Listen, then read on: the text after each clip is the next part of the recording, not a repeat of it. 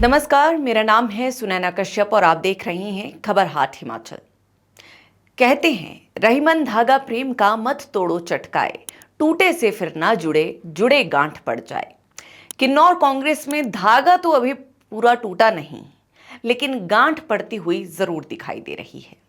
जिला अध्यक्ष की नियुक्ति का आदेश आया, लेकिन बधाई से पहले बवाल शुरू हो गया। सवाल है कि अगर पार्टी का जिला अध्यक्ष और उसी जिले का सबसे ताकतवर मंत्री एक दूसरे से बात तक नहीं करते, तो फिर कांग्रेस की बात कैसे बनेगी? संगठन और सरकार की इस तकरार में कैसे नैया पार होगी? अगर शुरुआत ही विरोध से हो रही है, तो मंजिल तक पहुंचने की उम्मीद कैसे की जाए? दरअसल किन्नौर कांग्रेस में जो कुछ हुआ, उसे केवल एक नियुक्ति विवाद कहकर नजरअंदाज नहीं किया जा सकता। ये उस बीमारी की एक और निशानी है जिससे कांग्रेस लंबे समय से जूझती नजर आ रही है। पार्टी हर बार संगठन मजबूत करने की बात करती है, लेकिन जैसे ही कोई नियुक्ति होती है, उसके साथ एक नया विवाद भी जन्म ले लेता है। ऐसा लगता है जैसे कांग्रेस में पद पहले बांटे जाते हैं और स्वीकार्यता बाद में खोजी जाती है। क्या पार्टी के भीतर संवाद की कमी इतनी बढ़ चुकी है कि फैसले होने के बाद नेताओं को मीडिया के जरिए अपनी नाराजगी जतानी पड़ रही है? आखिरकार 1.5 साल बाद किन्नौर को जिला अध्यक्ष मिला और इस नियुक्ति पर कैबिनेट मंत्री जगत सिंह नेगी का ऐसा बधाई संदेश आया जिसकी सुर्खियां चर्चाओं में आ गई। राजस्व मंत्री जगत सिंह नेगी का बयान सामान्य राजनीतिक प्रतिक्रिया नहीं है।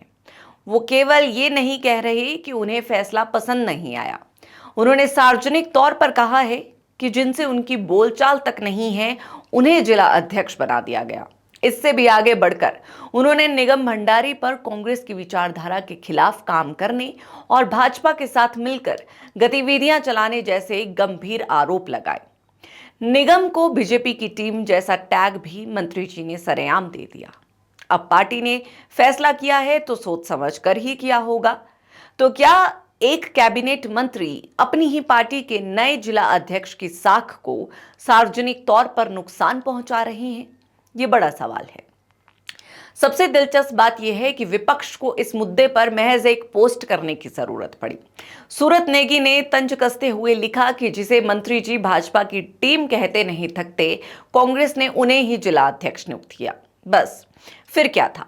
कांग्रेस के नेताओं ने खुद ही ऐसा माहौल बना दिया कि भाजपा आराम से बैठकर अब ये पूरा तमाशा देख रही है। यहां यह भी समझना जरूरी है कि जिला कांग्रेस अध्यक्ष का पद केवल एक औपचारिक नहीं होता। यही वो व्यक्ति होता है जो बूथ स्तर तक संगठन को संभालता है, कार्यकर्ताओं को जोड़ता है और चुनाव के समय पूरी रणनीति लागू करता है। लेकिन अगर उसी जिले का सबसे प्रभावशाली मंत्री उसके साथ सहज नहीं है, तो कार्यकर्ता आखिर किसकी सुनेंगे? जिला अध्यक्ष की या मंत्री की? अगर दोनों अलग अलग संदेश देंगे तो संगठन दो हिस्सों में बंटने से कौन रोक पाएगा?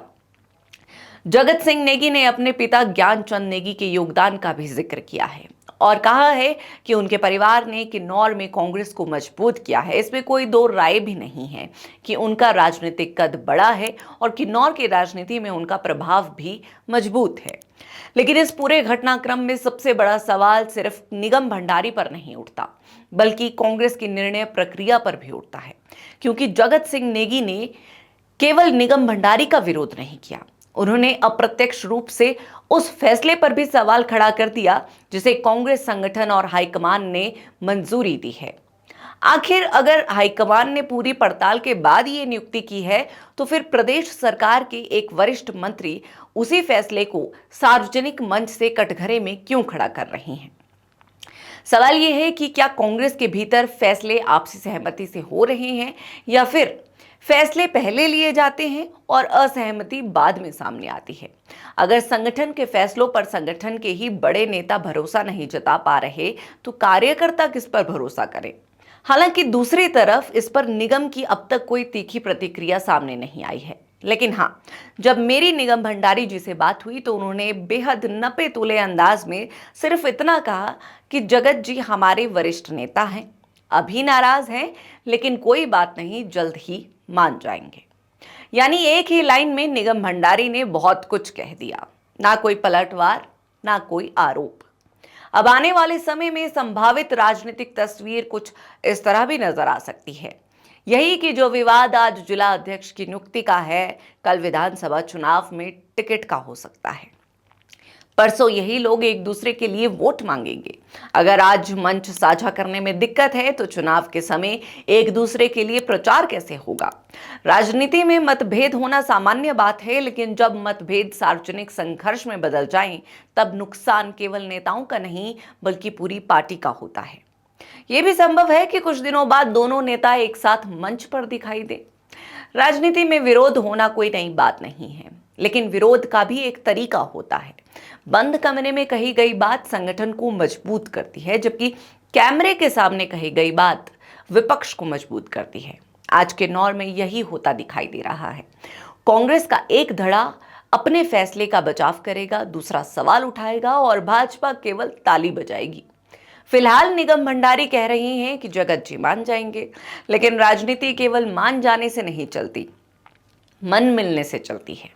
अब देखना होगा कि किन्नौर कांग्रेस में मन मिलते हैं या फिर मतभेद और गहरे होते हैं। अंततः क्या ये विवाद केवल एक नियुक्ति तक सीमित रहेगा या आने वाले दिनों में कांग्रेस के भीतर गुटबाजी की नई पटकथा लिखेगा, ये देखना रोचक होगा। और इस पर आप सभी की क्या राय है, हमें कमेंट सेक्शन में जरूर बताएं और हमारे चैनल को सब्सक्राइब करना ना भूलें।